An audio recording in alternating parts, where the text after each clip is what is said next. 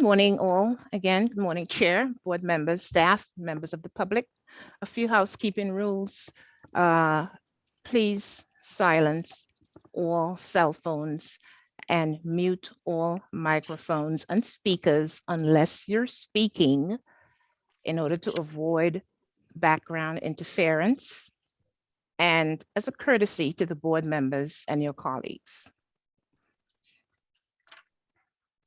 There'll be a formal roll call as this is a remote meeting.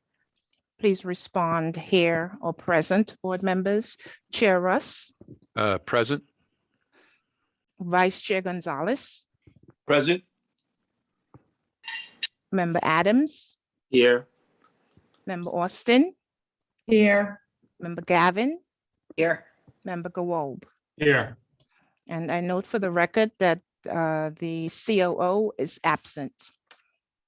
No, my apologies. I actually joined. Oh, okay. Good morning. Good morning. All right. Thank you.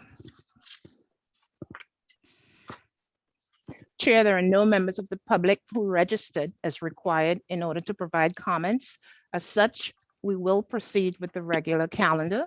The first order of business is which to adopt the minutes of the prior meeting, regular meeting of Wednesday, September 29th, 2021. Do I have a motion? Motion. Member Gonzalez, Vice Chair Gonzalez, seconded by? Gavin. Thank you. All in favor? Aye. None opposed. Thank you very much. We'll now proceed to the reports item on the agenda.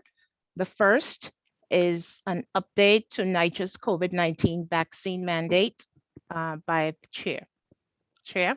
Thank you so much and good morning, everyone. I think the board is aware that we are under the and complying with the mandatory vaccination protocols that were rolled out, not just for NYCHA, but for citywide. We wanted the board to have a sense of the impact, which depending on the numbers this week, by next Monday, we will put people on leave without pay who are not vaccinated and cannot get us proof of that. The information I'm going to share this morning is maybe a day or two old. We're pulling numbers daily. We're also trying to help any individuals that tried to file on the electronic system but might have had an issue, so we can pick up good positives that way. But at the numbers that we're currently at, this will mean that we are going to have to implement contingency plans. And that's going to mean changes in service, timing around service, and the number of people we're simply going to have available to take on the work, both compliance related work and regular maintenance and some office work. So let's open up the next slide on the, and we can go to the next one. So this is a summary given the above date, and you can see we have just about 58% compliant. We have a small number of exemptions, just over 1,000 people. These are legitimate exemptions for various reasons of health or other status that, so when you combine our compliant plus the exempt, we are up over 60%. But more troublesome is the non-compliant, which is sitting around 4,400 individuals, about 34% of the staff. And this is concerning because if we could go to the next slide. This is a breakdown by title and by department. The top 10 non-compliant titles, least compliant titles, caretakers are sitting around 1,800 individuals non-compliant. Seasonal aides, around 50%. Maintenance workers, 36%, almost 400 people. Note that we have heating plant and elevators at fairly high numbers as well. some significant numbers with painters and plasterers and carpenters. Housing assistants also about 100 or so of those. These titles, all of you know, the caretaker titles are impactful in both day-to-day operating, everything from trash pickup, grounds cleaning, and other services that they perform either in the buildings or on the grounds. The departments that are impacted are listed in the bottom chart, which give you a sense of the departments that have the most, potentially the most service-related concerns. Now, in the past week, operations, Vito's team and others, we have been preparing contingency planning on a whole variety of approaches and choices that we will need to make come Monday based on where we stand with folks who are out of compliance and decide to get vaccinated this week. If they do it this week, they're also eligible for the $500 that the city is providing to its departments. They would provide that same coverage for us. So it's quite a time because that's in addition, I think, to the $100 that was already on the table. So we're hopeful that by Friday, and I hope Monday, to see some movement in these numbers, but I could not represent to the board that we know where this is going to go exactly. If we go to the next slide, please. The outreach strategies we've been engaged with, I mentioned the first one. We have done authority-wide emails. We are doing vaccine clinics at central office and at vax vans at developments. We're doing robocalls and texts. I've received them myself to all personnel, knowing that if you're not vaccinated, encouraging you to do so. We're making sure that there's outreach at all the levels. Daily summary reports are coming to myself, to the COO and other department heads. We're targeting individual emails and making sure that the information is available to anybody who might want to outreach to a person. So this has been going on pretty intensively. I'd say it's probably been ramped up by the mandate. We were doing outreach before when we had vaccine or testing options, but now we're really emphasizing the need to get vaccinated. Next slide, please. So I talked with Vito yesterday and his team. They did a really excellent first pass at contingency planning. I'm not going to represent to the board that that's finished. It's pretty, you know, we have a situation that's pretty fluid, but we are looking at staff augmentation. When that's done through a contract, they either have to have the vaccine or have the compliance requirement for testing. Vendors is the same. I'm sorry, I just come back to the other slide. Thank you. We would be hiring potentially seasonal staff that might want to come permanent and residents, but that also requires vaccination for new employees. And we're going to reassess our timelines and processes for service delivery. Once we see the impact next week, we'll probably get more information out to residents. We hope to brief the CCOP tomorrow and issue an resident-wide communication tomorrow as well, just to prepare them for the impact of the mandate on Monday. I think that's the last slide, and I know there are other staff on here. If I get a question, I might call out to you to give me a hand if I can't answer it, but wanted to give the board a briefing on this so that you are aware of the plans that we're going to have to take based on the numbers we're seeing or will see on Monday morning. So I'll stop there and we can get into it a little more if you wish. Good morning, Greg. Yeah, Joe. Okay. For the most part, our staff that comes here to do work or fix items, they're masked, and I'll go to the door and I'll say, give me a minute. They say fine, and they're usually, you know, they're following the protocol. There have been some issues with some of the contractors when they arrive. In my case, I just told them, say, listen, you need a mask.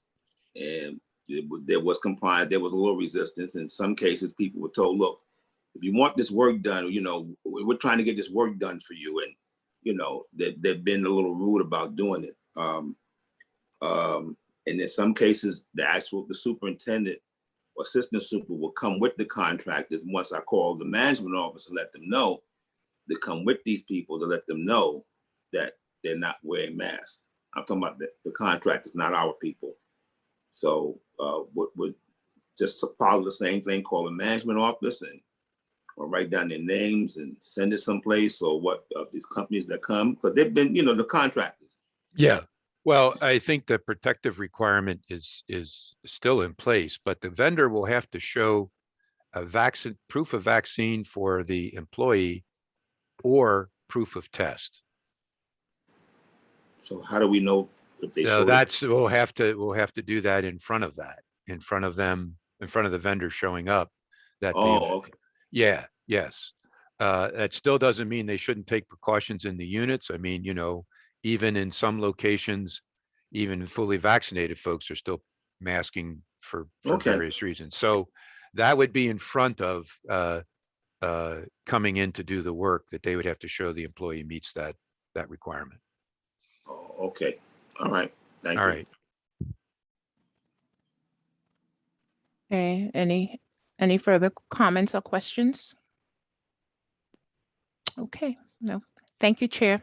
Thank you. I'm sorry, just one. Oh, Matt, yeah, go ahead. One request would be, could we continue to get, I mean, doesn't have to be the daily updates that you're getting, but would love to know sort of. Yeah, I can take maybe a version of these. The slides are pulled from the big data pool, but we could give you this version, top 10 titles, top 10 departments or something, and update you early next week. That would be great. Yeah, and we can share that so you get a sense of what we're seeing. Thanks so much. Yeah, sure thing. Okay, thank you. Next, we'll have a work order reform update co-presented by Megan Patrick and Leon Agard. Thank you so much. So my name is Megan Patrick. I'm the program manager for strategic planning. I'm here with Leon Agard.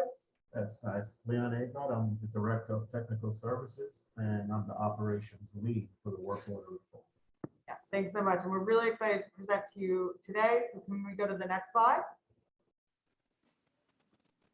Thank you. And just thank you so much. And so for a little bit of what we're going to go over today, we're going to do a brief overview, then talk a little bit about the organizational changes, and then the staffing changes, which I'm very excited about. Then we're going to spotlight Queen Staten Island and go over some of the highlights that we're working on, including IT and learning and development work. And finally, we'll open it up for a Q&A. Thanks so much. And the next slide. So I just want to emphasize that this work is the culmination of listening to the residents and the employees, residents really in every borough, and employees from the field staff to central office, to even just, maintenance workers, and talking with them.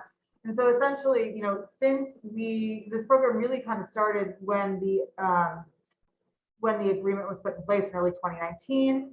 It started as an initiative between operations and IT, where they were working with resident engagement and talking about some of the improvements that the residents wanted. The residents really all said that they wanted it to be that the skilled trades, which includes painters, plasterers, carpenters, electricians, were actually stationed at the developments as it had been in the past, right? And so they also wanted a couple of other changes.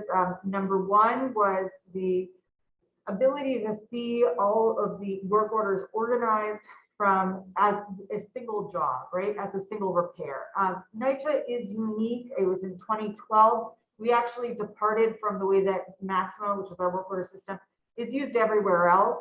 And we are unique in the way that we use our work order system really from anywhere else in the world, in that generally one ticket represents one repair, right? In 2012, when they made this change, they did the parent-child relationship, which is that, the first parent, which is usually the maintenance worker that goes to the apartment, is then closed, and then followed by a number of child work orders, including painter, plasterer, carpenter. Now, I want to emphasize how important the skilled trades are at NYCHA, because, and particularly when you talk about any of the leaks, which lead from anything to plaster repair to extermination, because the water does actually produce a good environment for infestations. We are really unique in that we have not had the capital to replace our pipes, or what's called our stacks, right? And so the pipes that are in our buildings, the steel pipes only have a life of about 70 years. Most of our buildings are about that age or older than that. And so we're at the point in which our pipes are constantly leaking, constantly breaking. And so unlike, maybe if you live outside of housing, you might not necessarily need a carpenter on site or a painter or plasterer on site. Here, we really do. NYCHA really does. And so what we actually saw, not only did we have that demand there, but the way that it was organized and the way that it's organized in most of the boroughs now, it didn't really make any sense, right? Because you had the electrician could start their day in the morning in Astoria, and then by the afternoon actually have to travel all the way to Redford, right? So go to Astoria from the Rockaways, you're losing all that time in traffic, which could actually be devoted to the residents. The other thing that we, notice in terms of placing the skilled trades in the locations is that you have the personal accountability. Nothing can replace the personal accountability and relationship that the skilled trades have with the property management, with the residents, and among each other, right?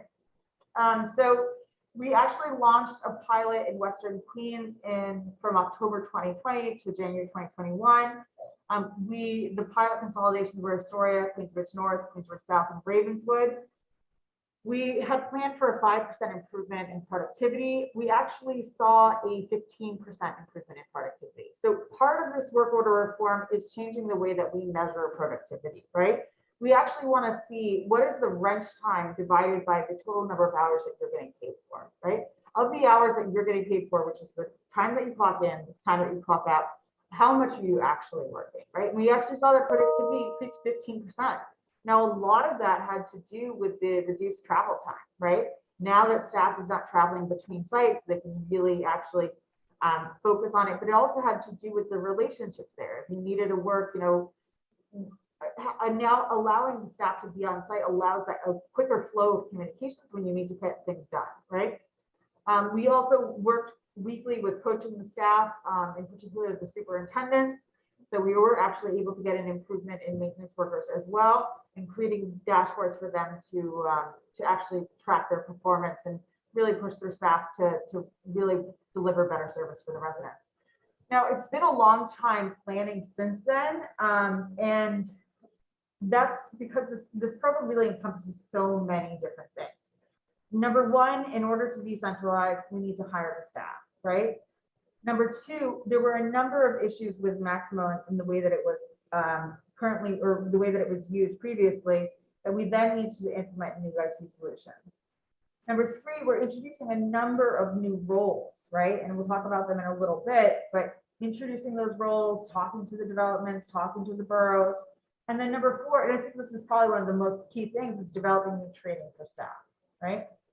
So we will actually be rolling out on a quarter basis. So this is quarter 4 of 2021. We're going to be rolling out in Queens, Staten Island. So we've gotten most of the additional staff hired at this point.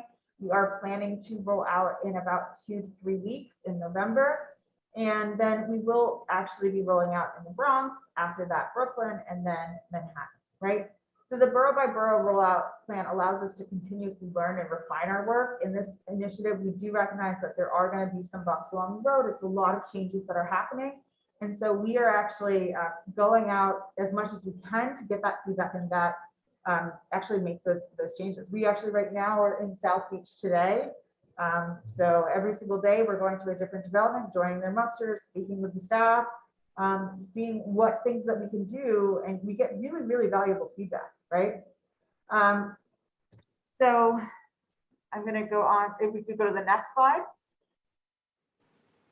So I want to talk a little bit about the team that's working on this. So we have, of course, our executive sponsorship, which is the NYCHA Board. Thank you so much for your support in this. the CEO, Greg, and the COO, Vito. Very, very much appreciate all of the support in this program.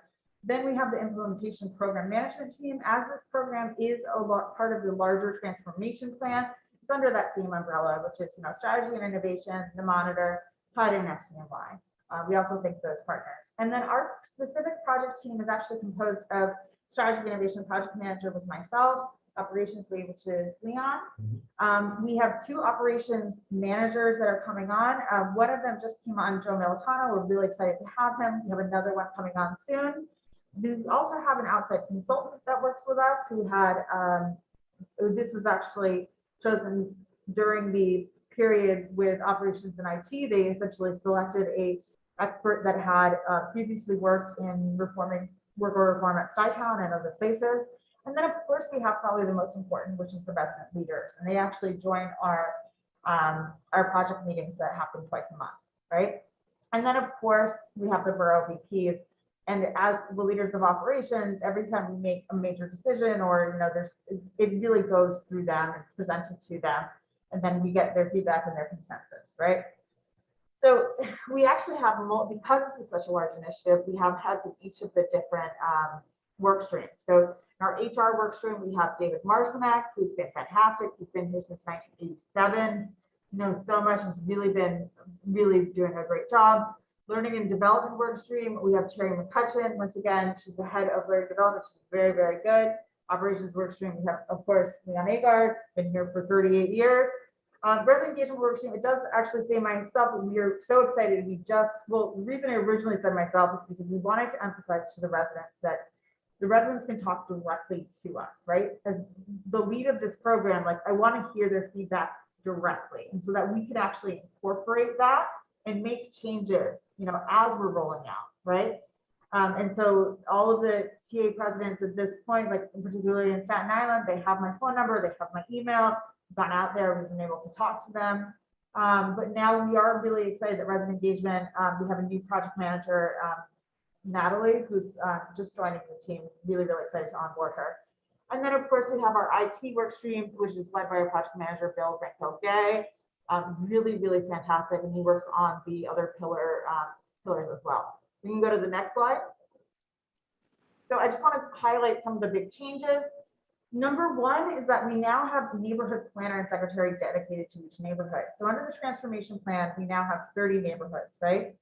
So that we can actually have a geographic focus on a smaller number of developments. And so actually the neighborhood planners that are coming in, that actually harkens back, a lot of this project actually harkens back to what worked in NYCHA before. We don't have to reinvent the wheel. We know what worked before. And so we essentially want to bring back the best of those things to this program. So the idea of the neighborhood planner in a way is actually somewhat analogous to the idea of a regional superintendent as it used to exist. These neighborhood planners are your best of your superintendents. And the title that we use, the civil service title, is actually administrative housing superintendent, which is a step up from your regular resident building superintendent, right? Each of those planners will have their own secretaries. Now, the reason that we have actually put this robust structure in place is because we want to ensure that when the resident calls, they'll have somebody either answer their call or get back to them, right? So the resident can actually talk to a person when they're scheduling their skilled trades, and it's the same person or 2 people, right? So you have that accountability there and that relationship building that in the current structure that we've had for the past couple of years, we really did not have. Now, we still have a borough planner and a secretary, which remains at the borough, and a small reserve team at the borough. The reason that we have the small reserve team at the borough is because we actually learned from past pilot projects that Leon, you were involved in as well. Leon, do you want to talk a little bit about the benefit of the reserve team? So the reserve team can be utilized to fill in, gaps where you may have staff go on vacation or vacancies, someone retires, people scheduled for classes. So you don't lose, you don't have to miss appointments. Okay, the other thing with the reserve team is an emergency pops up somewhere and you need additional staff. Regular staff can continue their routine work and the reserve team can fill that gap and get that work done. Absolutely. And we're looking at different ways of measuring performance. What we realized, particularly with the way that the work orders have been the repairs have been split up into so many different work orders, is that it really didn't, when we were measuring the length of time that it took to do like the painter, for example, we weren't actually really measuring from the perspective of the resident, right? The resident doesn't care necessarily how long the painter took to be assigned and then do his job. The resident cares, you know, I called on this day and my repair, the entirety of my repair was not finished for another year, right? And so right now, we don't really have, the resident doesn't always have that visibility into the entire, how long are things gonna actually take to get finished? And, you know, don't wanna be left with a hole in my wall for 6 months, for example.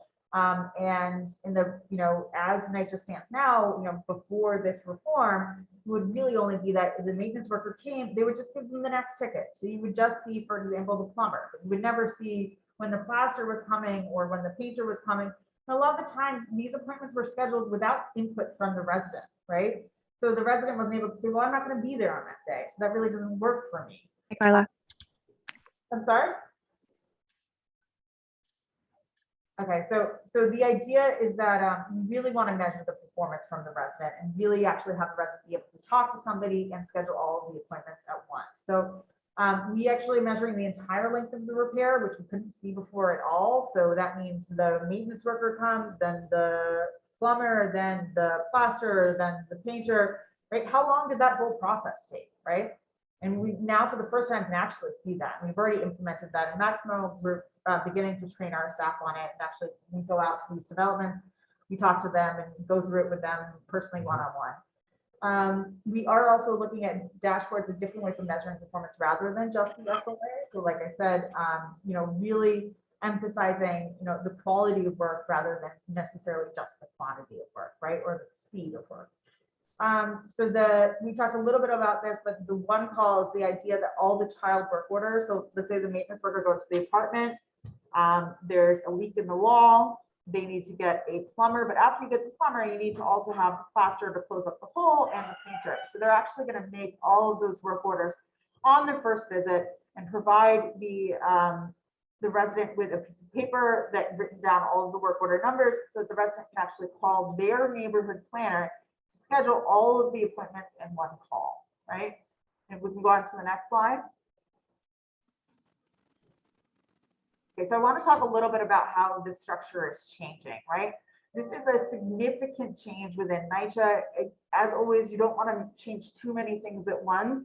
And so we actually have kept the structure of the reporting lines somewhat, you know, pretty much the same, except for the neighborhood planner actually now reports to the neighborhood administrator, right? Before the planners all reported to the skilled trades administrator at the borough.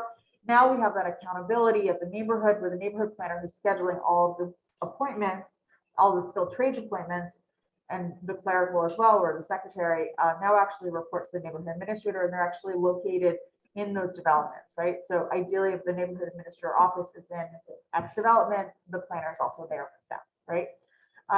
But we didn't, you know, for example, we wanted to still keep the same structure of the supervisors so that we have, you know, the plumber, let's say that we have a supervisor that has 2 neighborhoods, for example, right? That those, all of the plumbers, painters, and plasterers who are in those 2 neighborhoods will report to that supervisor, right? So the carpenter supervisor has 2 neighborhoods, electrician supervisors 2 or 3 neighborhoods.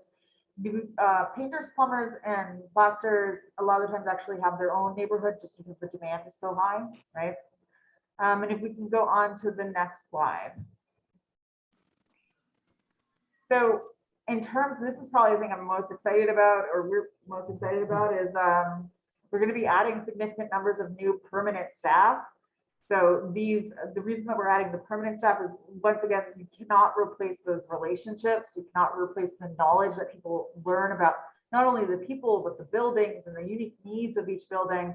And so in Queens and Staten Island, we're actually adding 66 people. In the Bronx, we're adding 136. The numbers for Manhattan and Brooklyn are still being finalized as part of the 2022 budget, but we are anticipating adding over, you know, 400, about 450 new staff to NYCHA in totality, which is huge. When you look at, you know, one of the first things in the transformation plan, when you open that up, talks about how our staff, you know, at the time of the writing of this transformation plan, it's actually 3,000 people smaller than it was in the 90s, right? So during the time at which NYCHA worked probably best, we've had a significant reduction in staff. And I think that we have actually seen, the residents have seen that in the quality of the service that they're being delivered, right? So we're adding up, almost 500 new staff, 450. We're really excited about it. It's plumbers, carpenters, electricians, painters, plasterers, roofers, glaziers, bricklayers, exterminators, the neighborhood planner, their secretary, and maintenance workers as well. So we can go to the next slide. So I want to kind of show and highlight how this works in real life. So this is actually the Queens and Staten Island rollout. These are the real numbers. You can actually see where the neighborhood offices are located. There are 4 neighborhoods within Queens and Staten Island.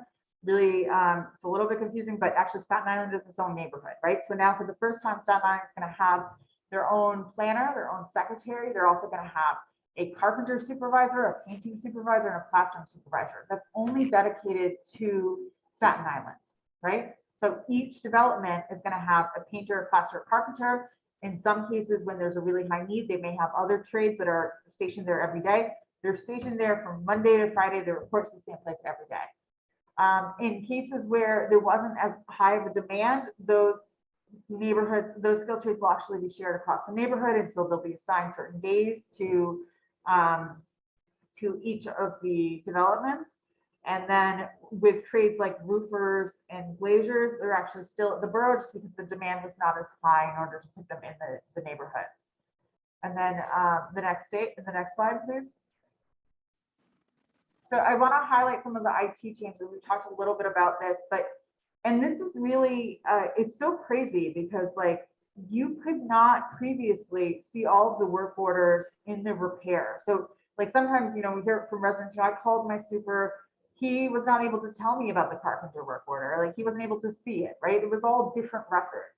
So now we've actually made it so that you just have one work order number. You can actually see all of the work orders within that repair, right? All the parent and the children very, very easily. And you can see the unit work order history for the past 2 years, including canceled work orders, including work orders that are closed, work orders that are open. So you can actually see these trends. I mean, we've never been able to see this before. And it's really a massive change. I really thank the IT department for working with us on this. You can see so much. We actually see the apartment as a holistic and the experience of the resident really holistically, so that when you are assigning work or scheduling work, you can understand what's going on in that apartment. Are there work orders that are maybe actually connected, right? The other thing that we actually have made it, and this was not, I don't think people realize this is not able to be done before. We now can actually Okay, I think I fixed it. we can schedule by you can schedule by location. So now scheduler for the first time ever, when they're scheduling, can see all of the open work orders in the unit. So a lot of times what happens, because the residents wait so long, they might make multiples of the same work order request, right? And then because the superintendent or the skilled trades planner could not see every work order at the same time, they might actually order someone to come multiple times, right? You get stuck in that one step of the process of verification, for example. Now, actually, you could actually see all of the open work orders and assign efficiently, right? Assign so that the carpenter or the maintenance worker or whoever goes, you assign 3 work orders to them as they go. The other thing that we can do now, which we haven't been able to see, is when you can see when there are duplicate work orders, right? And so this, honestly, the view that this gives us is so far beyond what we had before and the limitations that were on the superintendent and the planners. We're really, really excited about that. The other thing, of course, is measuring the length of the repair. So the maximum changes, changing it so that we're measuring each little segment. We're measuring the entire repair from the perspective of the resident from when they call until they actually get the work done, right? There are some other upcoming changes. We have a number of changes within this program. One of them, my VP is working, or EVP is working on, which would allow for residents to receive an email when they call the CCC, so that we can actually standardize the experience of calling anywhere. You call anywhere for a ticket, you receive an email confirmation, right? Which will also help our elderly residents who can't necessarily use the NYCHA app, but they are familiar with email. Now, in the NYCHA app itself, one of the requests that residents have is they want to be able to upload photographs. So we are actually working on that. We're expecting that to be released in operations is actually working on that. We're expecting that to be released in Q1 or Q2 of 2022. So this will allow residents to take pictures of their conditions, so that when they're talking to somebody on the phone, for example, they can actually see what they're talking about, right? If we can go to the next slide. Now, I also want to highlight learning and development. So one of the things that we hear consistently is that learning and development, the training for the way that we invest in our workers is not the same as it was years ago. And you have to invest in your workers and your workforce in order to get the service delivery for a resident, right? So they can invest in the residents. So we actually hired 4 new maintenance trainers. We have new training that's been deployed on the maximum job-based screen. And we have a new initiative to clearly define maintenance work versus skilled trades work. Now, as we were developing the training for the maintenance workers to really get it very clear, because we had heard when you go to different developments, you talk to different residents, they'll say, you know, my maintenance worker says he can't do this versus my maintenance worker says he can do this. And there's really no very clear standard written down of what is the maintenance worker responsible for. And we hear a lot of, you know, there's a lot of arguments being made. Oh, well, our maintenance workers don't do as much as they did before. When you actually look at, well, what does the maintenance worker do? There's no really succinct list of what they do, right? And so it's really become this area where you don't have accountability because you can't point to a very detailed SP that says this is what you're supposed to be doing. So when the maintenance worker says, it's not my job to install this thing, you can't necessarily point to something like, it is your job to install this thing. We need to have expectations that are clear both to the residents, to the employees, and to the supervisors as well, right? I think so we are working actually now on a really clear initiative to define what is maintenance work and what is skilled trades work. What really excites me about that is that it sets us up to be able to do scenario-based training. I want to be able to have a scenario-based training where you go into a kitchen, for example, and you show me all of the things that you can potentially do, or let's say that you have this problem, and then you can tell me what are the steps that you're going to do to resolve it, what can you do, and what does someone else need to do, right? Get it very, very clear, because there's been so much change in guidance over the past, particularly over the past 10 years, but in the past 2 decades, where our staff a lot of the times do not know what is their responsibility, and many times they really do get away because nothing holding them accountable to say that this is actually your job, right? So we can go on to the next slide. We're going to actually open it up for questions and answers now. So I know that there was a lot of information to go through. If you have any questions, please feel free to ask us now. Hello. Hi. Oh, go ahead, Victor. No, after you, Joseph, go. Good morning. Okay, Adams here. The efficiency has picked up, but there's a lot of miscommunication in what is actually taking place. So what happens is when the residents are not allowed to make their appointments like they used to, it's left up, I believe, to the borough and management. And what happens is trade skills people are showing up with no prior notification. I've had an example of myself and 2 other people had brick masons show up 3 weeks in a row with no prior notification. I guess they thought seniors don't move around. I don't know what the case was, but there was no prior notification. In cases where I think there's a time element also evaluated in how the work is to be done. So as I was explained to, is that we have brownstones.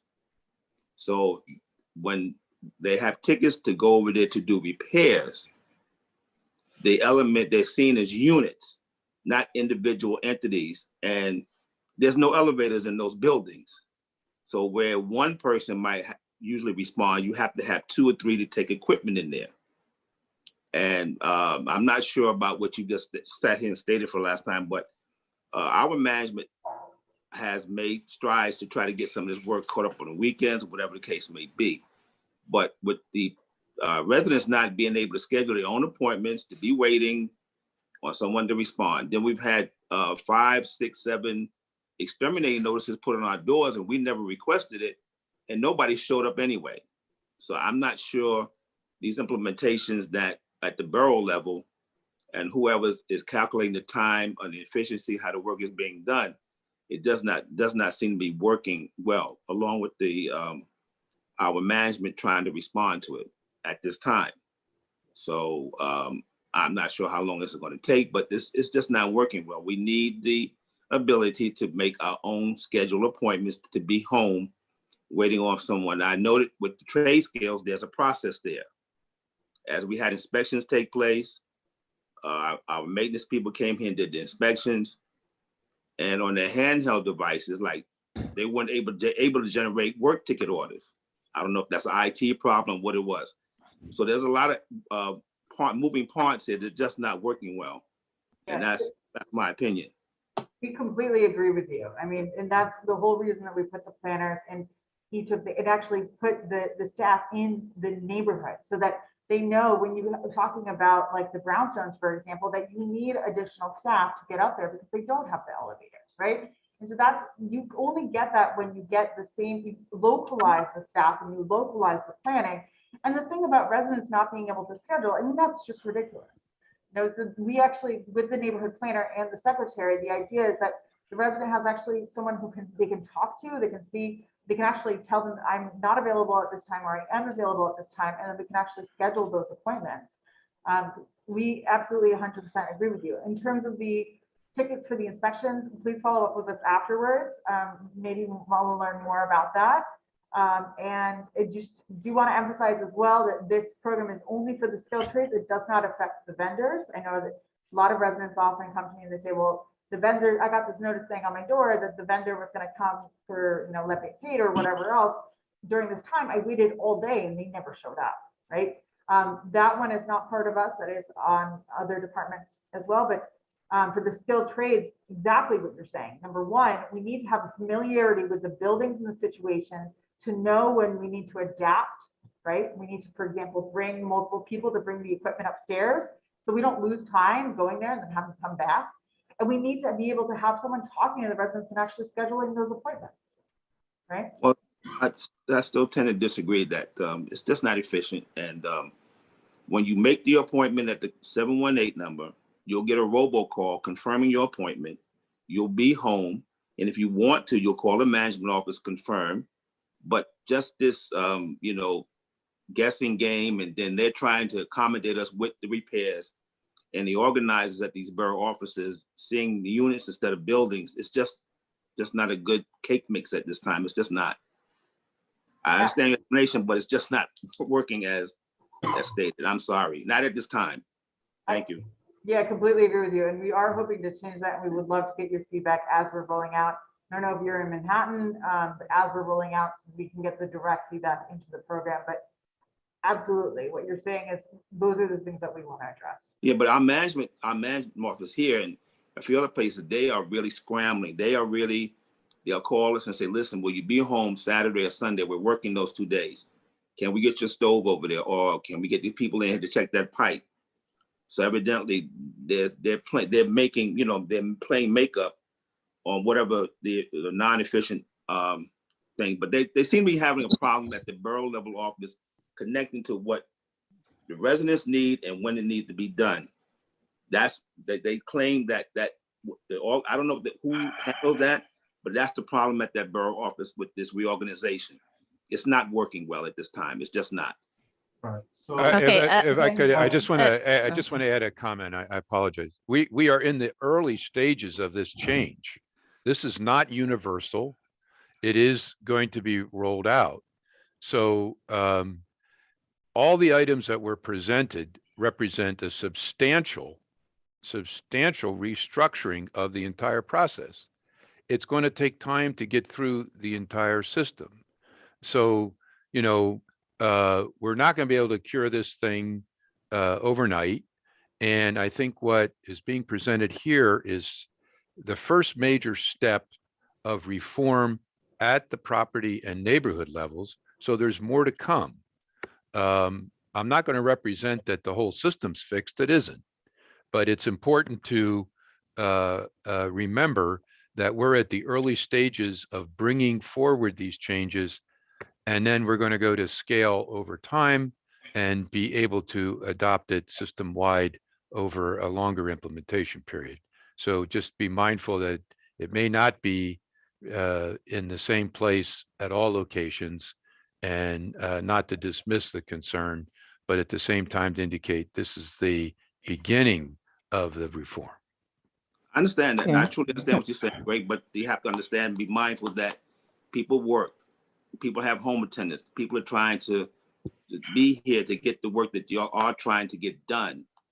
If the management is on one page and they're trying to even do the work on the weekends, which is a great help. And I understand things take time. You don't have a magic wand, but there's a major inconvenience and disconnect between the people that have to do the work and the people who are organizing the work at this time. So if you're catching this early and you're getting feedback early, is what I'm giving you, then that's all I'm doing. And I'll leave it at that. Okay, thank you, Member Adams. Thank you, Chair. Do any other board members have questions or comments? Yes. If it's a lady, I defer to the lady. Oh, you go first, Vice Chair. I'll go second. No, go ahead, Bo. All right.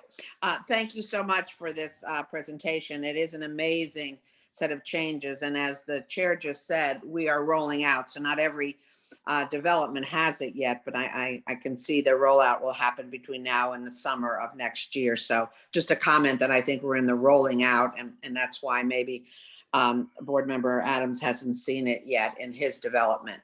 But I wanted to ask a question about the work order backlog, because when we start rolling out in these developments, there is already a backlog of work orders. And so how is that being addressed during the rollout? Okay, so the backlog is still going to be addressed. You'll have more skilled trades on staff, so that'll help with addressing the backlog. Also, with the new planning systems, Megan mentioned about the IT improvements into visibility of what work orders are open in an apartment. When appointments are made, because the planner is now able to see all the open work orders in an apartment, he can actually look and might be able to send you 2 trades on the same day instead of just 1 at a time, depending on the work, where the work is in the apartment. So earlier she mentioned something, like when we have a leak behind the wall, maintenance goes in, they open the wall up, they find the leak. So now you need you need a plumber, a plasterer, and a painter. He's gonna create all those work orders at once. When the resident calls the planning unit to schedule the work, the planner will open up and see all the additional work that's needed in the apartment.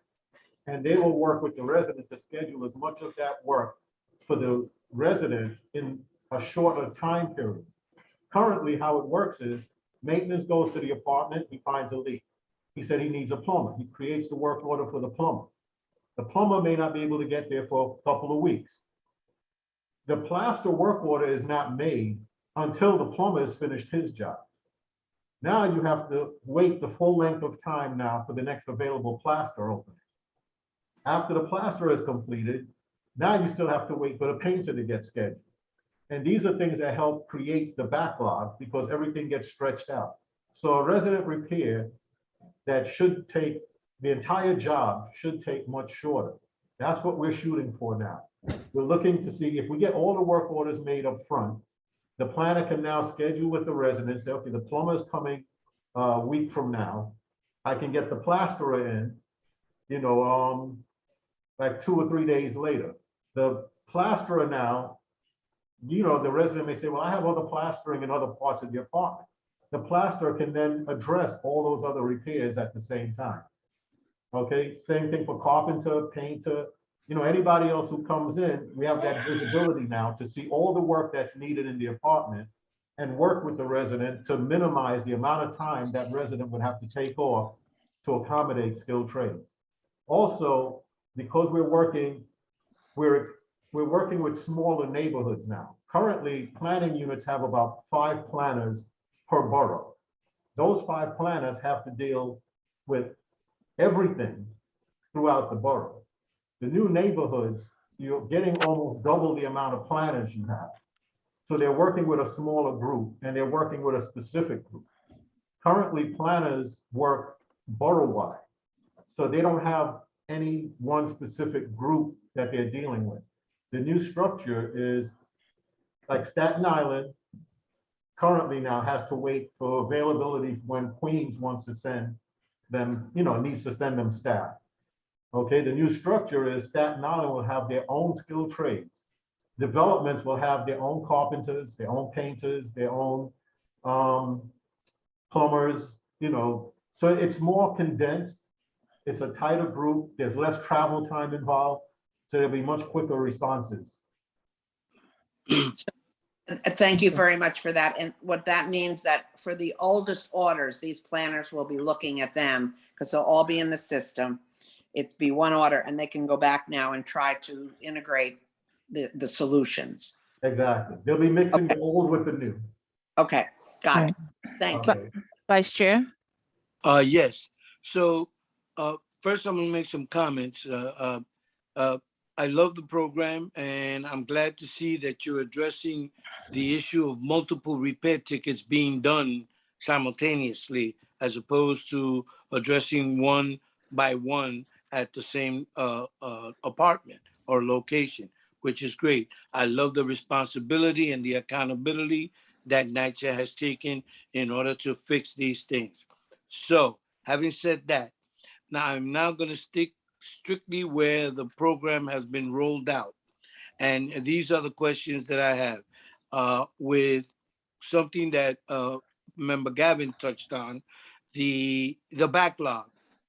I don't know how they're addressing it, but I would think that the backlog should have priority as far as repairs are concerned, because the resident has been waiting a lot longer to get its repair done.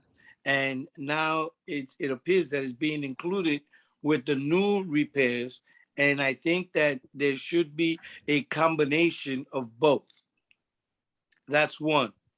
The second thing is in working with doing all these repairs, this is something that Member Adams addressed or made mention to. Are you working in conjunction with the AWS program when you're talking about repairs? And again, I'm keeping my statements to where the plan has been rolled out. Have you considered AWS when you're doing those repairs? Yeah, so only the pilot has been rolled out. We're about to roll out in Queens and Staten Island. So we don't actually have any areas that have been rolled out yet. I think that the backlog is so important. So when we talk to the players and we're training them, we want them to talk to the residents, but we want them still to go through by priority and by age, right? So you want to address those old work orders first, right? And you want to address the ones that are higher priority. Right, so that same protocol, we're working right now actually to get something. We want everything really written down and clear. The expectations, the training, everything needs to be clear, right? So we're actually in the process right now of producing those materials and finalizing those materials for the planner of, this is the protocol that you use, and that protocol does include the priority and the age. Now on the EWS, that is not within our purview. I will say that we have found that it does make it a lot more difficult because we now have 91 hours a week on site and we don't have enough supervision, right? So even if you have an assistant super and a super, that doesn't add up to 91 hours. So that does impact us here, but it is not a program. So I would have to defer to the chair or the GM on AWS. So basically what you're telling me is that then some residents that work and are not available during the normal hours will have to wait extra because the repair cannot be done either after hours or on weekends? I would have to Well, defer on that one. Can I jump in for a second? Sorry. Sure. Yeah, sure. So thank you for that. We have been working closely with our union partners and with the city's Office of Labor Relations to work on a rollout of AWS for trades. That's a work in progress. I think that's what you're talking about. Right. It's not going to look the same as what we did for caretakers, but it does incorporate later hours, work hours during the weekday and a Saturday. So that's a work in progress, and the negotiations are still ongoing. but we've had some really successful conversations with our partners, especially with the unions. So we're hopeful that we'll see implementation of a different work schedule for trades pretty soon. Okay, because you know, Vito, if I may, that would immensely help the situation get better, because then a resident doesn't necessarily have to miss days of work in order to get his repair done, his or her 100%. repair done, and that would be a great asset to both NYCHA and us. No, So we agree please keep us 100%. advised.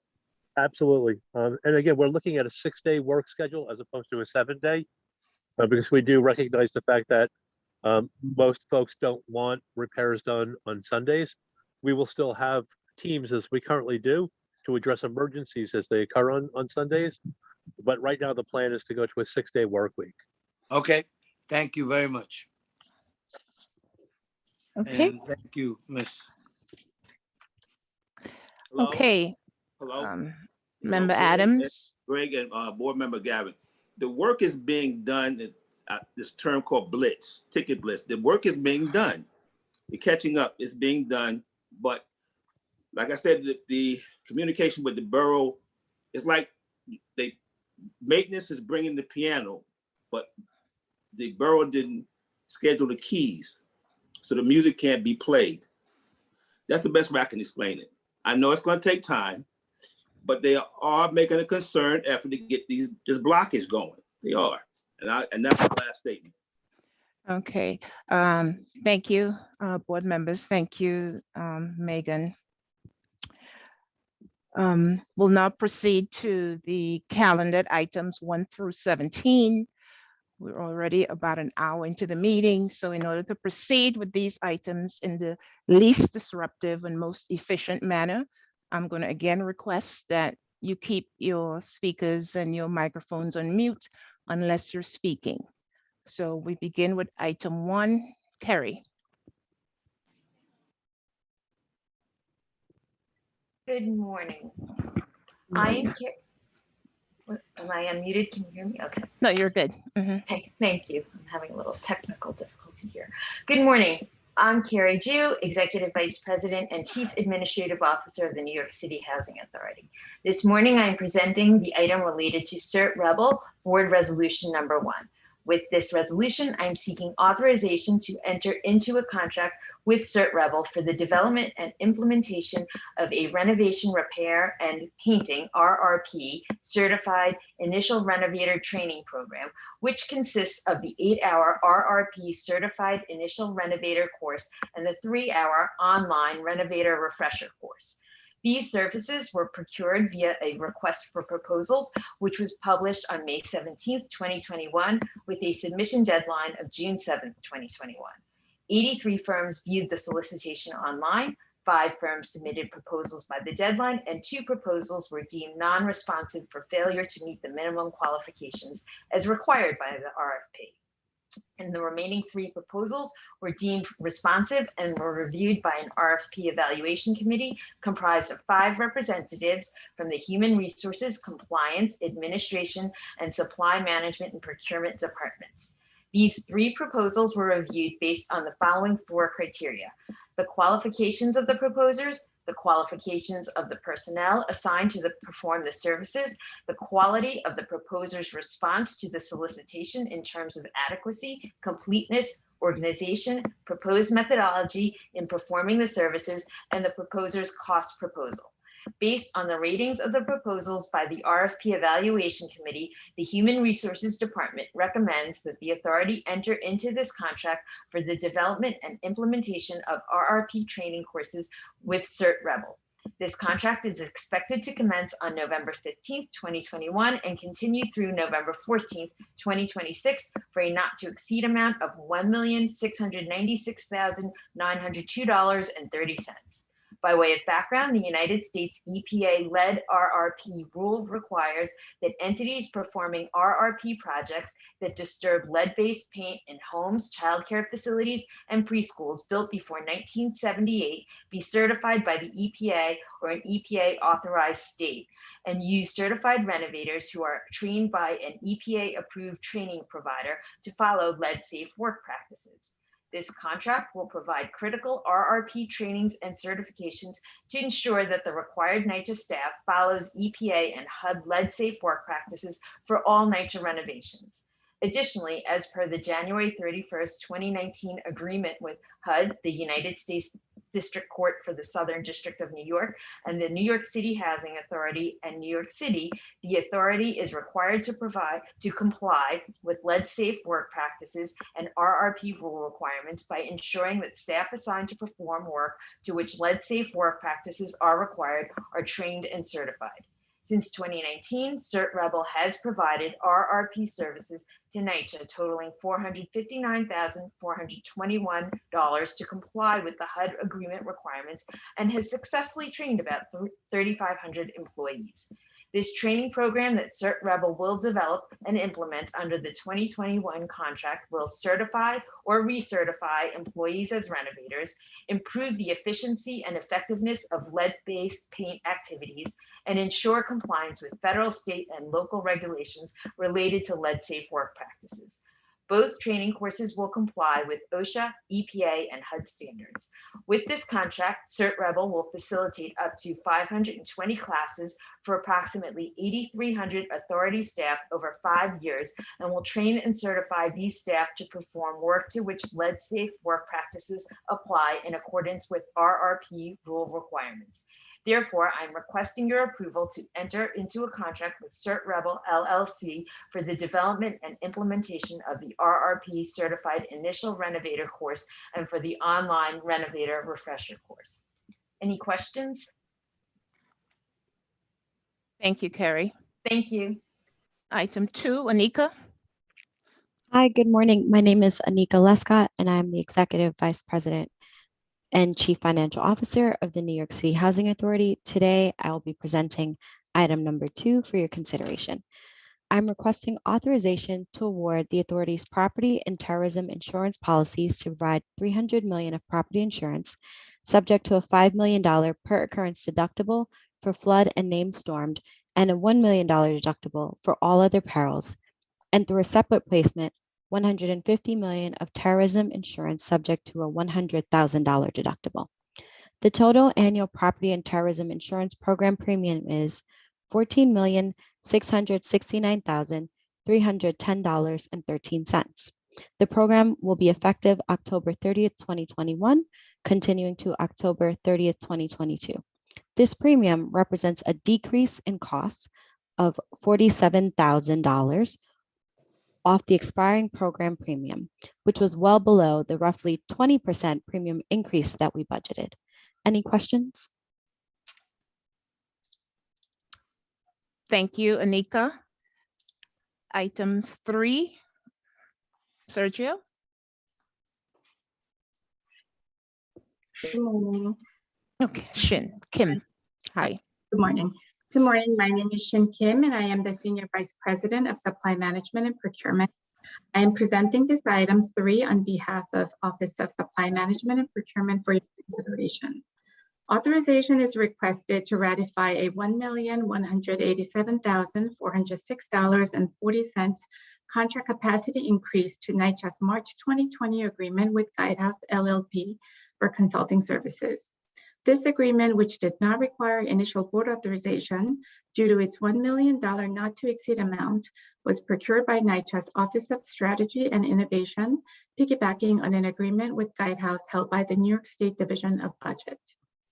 NYCHA's agreement as awarded was for services necessary to meet NYCHA's commitment to assess, review, and transform NYCHA's management and operations as required by its January 2019 agreement with HUD. The Guidehouse agreement has a base 2-year term with 3 one-year renewal options, which commenced on March 27, 2020, and is continuing through March 26, 2025. There have been 3 prior contract capacity increases to this contract. The first contract capacity increase was for $986,236 to perform a review and assessment of the authority's procurement process and of the Office of the General Counsel, which was approved by Board Resolution 20-10/28-2. The second contract capacity increase was for $1,347,764.80 for work on the procurement policy manual and to support the implementation of sustainable procurement strategies in the authority's transformation plan, which was approved by Board Resolution 20-12/30-6. The third contract capacity increase was for $269,756.32 for performing extended accounts payable implementation support services. This did not require board authorization and was approved by NYCHA's Chief Procurement Officer. The purpose of this contract capacity increase in fourth task order is to build on the previously completed work and provide support in re-engineering the authority's contract performance management by defining processes, policies and procedures, staffing structure, and roles and responsibilities with a focus on procurement touch points, such as forecasting, scope development, contract renewals and modifications, vendor evaluation and performance management, vendor responsibility, invoice receipts, MWBE, and Section 3 utilization tracking, all of which aim to identify process efficiency, increase quality of goods and services, increase cost savings, and drive vendor accountability. This task order also focuses on improving NYCHA's vendor diversity through implementing MWBE and Section 3 initiatives, including MWBE mentorship program, pre-qualified lists for MWBE and Section 3, and scaling NYCHA's MWBE formal goals program, which was implemented in July of 2021. The engagement is anticipated to take approximately 8 months. Through this contract capacity increase, the agreement's overall not to exceed amount of $3,603,757.12 is increased by $1,187,406.40 for an amended not to exceed amount of $4,791,163.52. The approval of this contract capacity increase to this agreement was received by the Supply Management and Procurement Department from the Chief Procurement Officer on September 2nd, 2021, prior to board approval. Are there any questions on this item? Thank you, Shin. Thank you. Item 4, Razul. Good morning. My name is Rasul Azanijad. I'm the Vice President of Healthy Home. Item number 4, authorization is requested to approve a contract capacity increase to this requirement contract awarded to New York Environmental System Incorporated for asbestos abatement of floor tiles in move-out apartment, which did not require initial board authorization and subsequently amended for initial 2-year with 1-year renewal option to increase not to exceed amount in order to fund the continuation of provisional services during the remainder of initial 2-year and 1-year renewal option term, which is commenced in November 2020 and is continued through November 19, 2023. This contract will cover various development in Queens and Staten Island. The estimated cost is $1,475,284.00. The original not to exceed amount was $737,642. The new total not to exceed amount will be $2,950,568. New York Environmental Services has done approximately $28 million worth of work in the past 5 years. New York Environmental is a non-minority owned business and the funding for source is federal. Under Section 3, they mentioned they will hire 2 asbestos handlers. Any question? Thank you, Razul. Thank you. We'll proceed to items 5 through 8. Wanjiru. Thank you, Madam Secretary. Good morning, Chair Ross, board members, Chief Operating Officer, and others gathered here. My name is Wanjiru Bila, and I am the Vice President for Public Housing Operations for Queens and Staten Island. I will be representing the Operations Division on these 4 items for your consideration. Item number 5, 6, authorization to award a requirement contract in an amount not to exceed 14.796 million to the lowest responsive and responsible bidder, Herc Rentals, Inc. This will be a 2-year requirement contract with a 3 one-year renewal option. This requirement contract provides for rental mobilization, demobilization, and service of portable light towers. The scope of work includes the furnishing of equipment, personnel, transportation, fueling, and supervision required to support 142 light tower rentals on an as-needed basis to authority developments citywide. The vendor commits to 3 Section 3 hires for this contract. Any questions on this item? Proceed. Item number 6 for your consideration, 6, authorization to ratify the award of this requirement contract in an amount not to exceed 1.127 million to the sole responsive and responsible bidder, American Pipe and Tank Co-Lining, Inc. This requirement contract provides for 3 one-year renewal options and will provide for annual gravity water tank inspection, cleaning, disinfection, bacteriological water sampling, and related work across authority sites citywide. The vendor has indicated that there will be 0 Section 3 hires. Any questions on this item? Proceed. Item number 7 seeks to approve a contract capacity increase to this indefinite delivery, indefinite quantity IDIQ contract in an amount not to exceed 10 million awarded to Gemco Electrical Contractors, Inc. for an all-inclusive maintenance, repair, environmental services in move-out apartments and court cases at various citywide developments, which was previously authorized by Board Resolution 20-10/28-28 for an initial 2-year term with a 1-year renewal option. This IDIQ contract provides for all-inclusive maintenance, repairs, environmental services in move-out apartments and court cases, including furnishing all labor, materials, insurance, permits, equipment, and ancillary items. The vendor will be required to remove and legally dispose of all bulk debris off-site. The vendor commits to 6 Section 3 hires for this contract. Are there any questions? You may proceed. Okay. Item 8, 6, to approve a contract capacity increase to this requirement contract in an amount not to exceed 3.195 million awarded to Simcoe Enterprises Corp. For general welding in various Manhattan developments, which did not require initial board authorization and are subsequently amended for an initial 2-year term with 1-year renewal option in order to fund the continued provision of services during the remainder of the initial contract period. This requirement contract provides for general welding. The scope of work includes furnishing all labor, supervision, materials, equipment, tools, and insurance required to perform general welding. The vendor commits to 3 Section 3 hires for this contract. Any questions? Nope. Thank you. Thank you, Anjur. Appreciate it. Items 9 through 11, Steve. Of course, first you moved 3 CPD reports into the record. These reports were previously provided to the board. Good morning. Thank you very much, Jacqueline. My name is Stephen Lovesey, Executive Vice President of Capital Projects Division.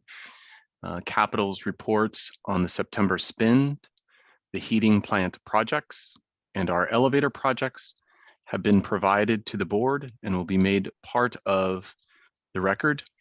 I'm available for any questions on those reports at this time. Great, Steve, you may proceed with the items. Thank you very much. We have board items number 9, 10, and 11. Capital Projects Division seeks authorization to, as solely related to the waste management contracts, temporarily suspend the prerequisite authority approval of contracts that are valued in excess of $1 million, as well as change orders and contract capacity increases as required by the board rules.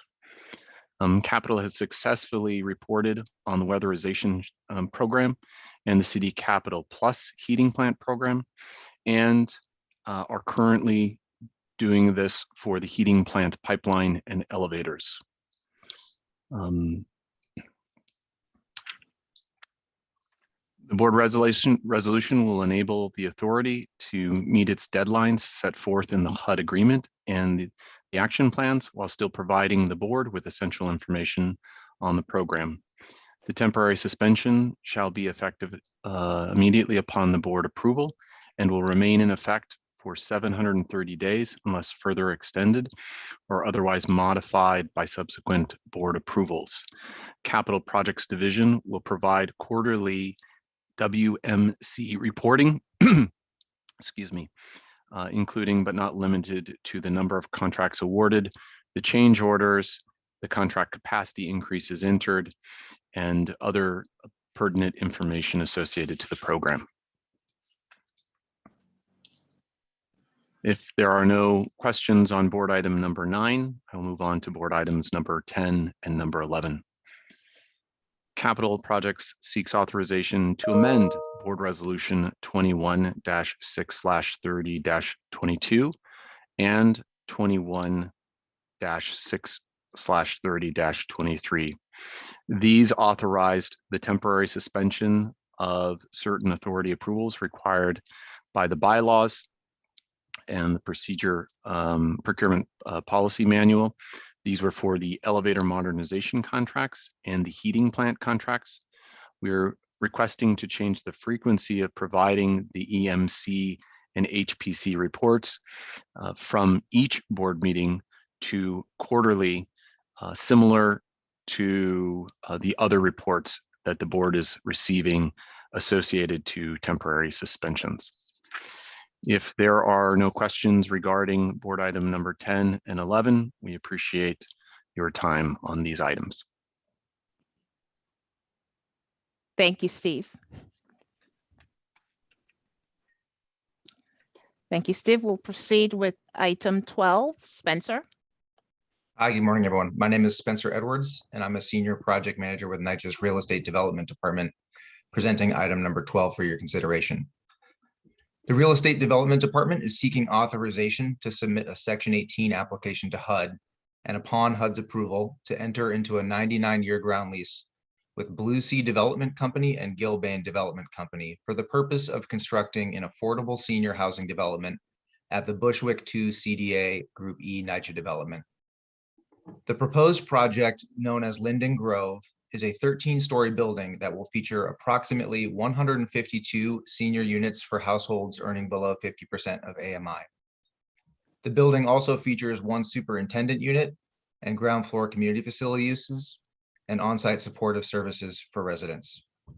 The project will utilize modular construction and achieve a high level of sustainability and accessibility targets, with a focus on aging in place features. Property management and services for residents will be provided by JASA, an experienced owner and operator with a track record of helping older adults experience safe and connected community life. As proposed, 30% of the units will be set aside for formerly homeless seniors, and of the remaining 70%, a quarter of those units will be set aside for current authority residents. The final design and unit mix are subject to ongoing negotiations and will be finalized prior to closing.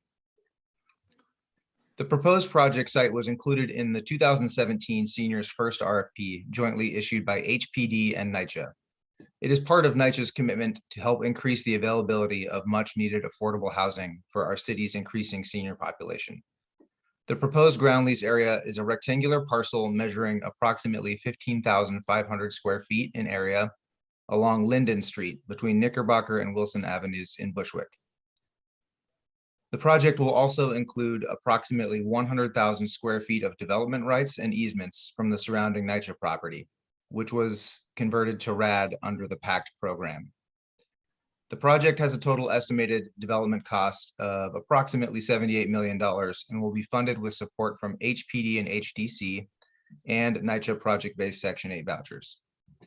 The authority is anticipated to receive a nominal $99 prepaid ground lease payment at closing. The priority for this project is the creation of affordable housing, including a percentage for current authority residents and community facility space. Based on the current anticipated sources of funding for the project, it will require a Section 3 hiring plan, and the developer will work with the authority's Office of Resident Economic Empowerment and Sustainability to finalize that Section 3 hiring plan prior to the start of construction. The proposed ground leasing of the project site was documented in the 2019 Public Housing Authority Plan, was vetted by the Resident Advisory Board. It has been presented to the Host Development's Resident Association leadership, to residents of the Hope Gardens Consolidation, and to the Citywide Council of Presidents. Additionally, we have obtained a letter of support from the New York City Deputy Mayor for Housing and Economic Development. Subject to funding availability from our agency partners, it is anticipated that the project will close in June of 2022 with a 2-year construction period starting in July of 2022. Thank you, and happy to answer any questions you may have. Thank you, Spencer. Thank you. All righty. And finally, items 13 through 17, Marissa. Hello, hi board members. Today, I will be presenting 5 resolutions, items 13 through 17. Items 13 through 16 relate to updates to the Pact Round 8 sites that were previously presented to the board as we have continued in our pre-development period. Item 17 will be an introduction to the 3 Pact Round 9 sites and a preliminary request for authorization for approval to start submitting applications to HUD for those project sites. With respect to items 13 through 16, pre-development for the Pact Round 8 project sites has continued, and as such, authorization is being requested to effectuate an amendment to each of the 4 Pact Round 8 board resolutions to authorize refinements in the scope of work, total development costs, subordinate financing by the authority, and other terms relating to project financing and the leasehold parcels. The scope and financing related to the Pact Round 8 projects will continue to be refined in coordination with the New York City Housing Development Corporation and HUD. These 4 Pact Round 8 project sites are anticipated to close in the 4th quarter of 2021, though such timeline is subject to HUD review and approval of the HUD required applications and plans. After all of the Pact Round 8 projects convert, please note that we will have reached approximately 25% of the total 62,000 unit goal for the Pact program. Specifically, item 13 relating to Pact Williamsburg houses. Scope refinements include additional environmental hazard abatement, exterior facade improvements, bathroom fixture adjustments to align with resident preferences as expressed during resident meetings, and interior stair hall improvements. Increases in the scope have resulted in adjustments to the project's financing, including increases in historic tax credit equity and permanent financing and the authority's seller note. A subordinate loan from the authority may be necessary in order to achieve the full lead abatement scope. Since April 2021, the authority and the Pact partner have held an additional 4 resident meetings for a total of 12 Pact partner-led meetings. Resident meetings will continue to be held both before the Pact conversion and after. Additionally, based on feedback from the Resident Association president, the Pact partner has engaged a new resident liaison, Our Brother's Guardian, starting in August 2021. This minority-owned business has deep ties in the Williamsburg community. Item 14, Pact Harlem River houses and Harlem River 2. Scope refinements include additional environmental hazard abatement, particularly for lead abatement, as well as the creation of additional parking spaces based on feedback from the Resident Association. Increases in the scope have resulted in changes in project financing, including increases in historic tax credit equity and permanent financing. The authority seller note has decreased, and the authority will provide a subordinate loan to the project to fund the full lead abatement scope. Harlem River residents will be temporarily relocated to existing vacant units on site for their health and safety due to the sensitive nature of the lead abatement required in unit in Harlem River. Since this item was last brought to the board in April 2021, the authority and the Pact partner have held an additional 4 resident meetings for a total of 7 Pact partner-led meetings. Resident meetings will continue to be held both before the conversion and after. Item 15, Pact Boulevard, Belmont Sutter area, Fiorentino Plaza. Scope refinements include additional environmental hazard abatement, the addition of granite countertops and backsplashes in kitchens based on feedback from the resident association, and further flooring removal in units with multiple floor layers and partial underground sprinkler pipe replacement. Increases in the scope have resulted in changes in project financing, including increases in historic tax credit equity and the authority seller note. Some residents will need to be temporarily relocated for their health and safety to existing vacant units on site due to the required roof replacement at Fiorentino Plaza. Since this item was brought to the board in June 2021, the authority and the Pact partner have held 2 additional resident meetings for a total of 16 Pact partner-led meetings across the 3 sites in this project. Resident meetings will continue to be held both before the Pact conversion and after. Item 16, Pact Linden, Penwortman. Scope refinements include additional environmental hazard abatement, creation of new parking lots in coordination with the tenant association, and exterior facade improvements. Increases in the scope have resulted in changes in project financing, including increases to the permanent and construction financing. The lot containing the building, a building formerly operated by the Department of Education, may be included in the leasehold parcels, with the authority retaining the right to recapture the site. Since this item was brought to the board in June 2021, the authority and the Pact partner have held 1 additional resident meeting for a total of 18 Pact partner-led meetings across the 2 sites. And those resident meetings will continue to be held both before the Pact conversion and after.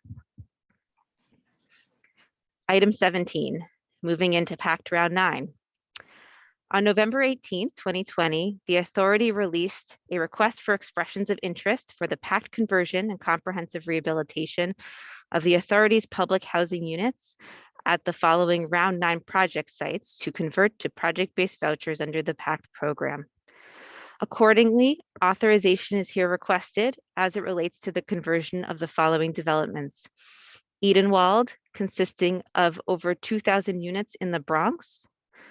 Frederick Samuel, consisting of approximately 660 units in Manhattan, and the consolidations known as Reed Apartments and Park Rock Consolidated, collectively consisting of approximately 1,700 units in Brooklyn. Authorization is requested to submit the initial RAD applications to HUD in anticipation of upcoming Pact conversions. Each Round 9 project site will be presented in more detail to the board closer to the date of each Pact conversion. The authority has and continues to conduct extensive outreach to residents of each Round 9 project site, including regular consultation with the resident associations, virtual community meetings hosted in multiple languages, attendance at community events, surveys and inspections, and the distribution of information about the authority's plans. Information sessions continue to be hosted about the Section 8 program, resident rights and protections and obligations, and the design and construction process. Residents are informed that they can contact the authority at any time through a dedicated Pact hotline. In addition, resident leaders from each Round 9 project site participated in the review of the Pact partners' proposals and provided the authority with feedback before the selections were made. This fall, the authority plans to introduce residents to the selected partners and kick off the formal design process to shape these Pact investments at each of the Round 9 project sites. The authority will now submit a series of applications to HUD in order to receive approval to convert the Round 9 project sites to project-based vouchers under Pact through the method specified in the board materials. I'm going to specify a little bit about the process moving forward. First, HUD requires that the authority submit RAD applications for the Round 9 project sites.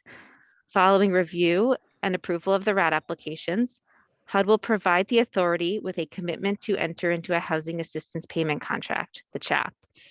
Once the CHAP is issued, HUD will invite the authority to submit a RAD financing plan that provides detailed information about the project's financing, resident and political outreach, and scope of work.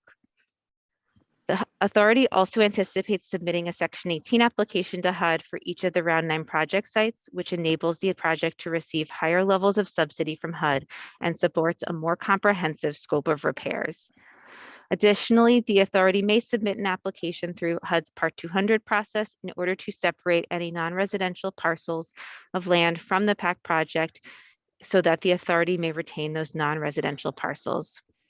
As I mentioned above, the Real Estate Development Department will return to the board prior to the conversion of each of the Round 9 project sites, which is anticipated to occur in the first quarter of 2023, where we will provide additional detail on each of the Round 9 project sites, including a summary of the proposed Pact partner team, financing, resident engagement, and Section 3 hiring, among other things.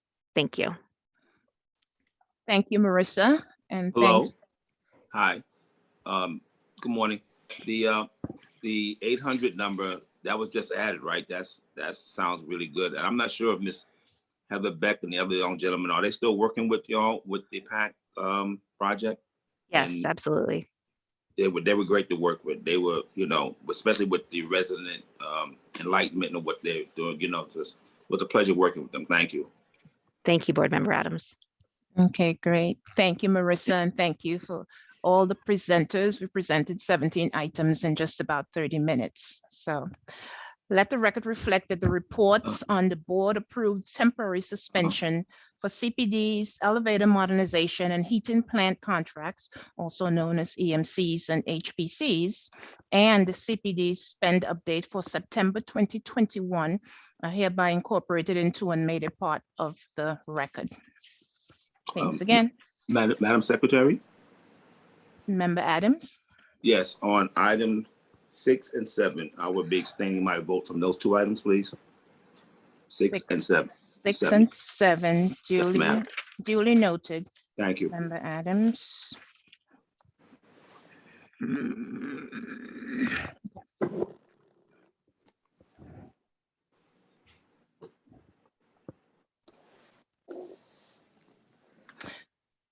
Chair, 17 items were presented for board approval.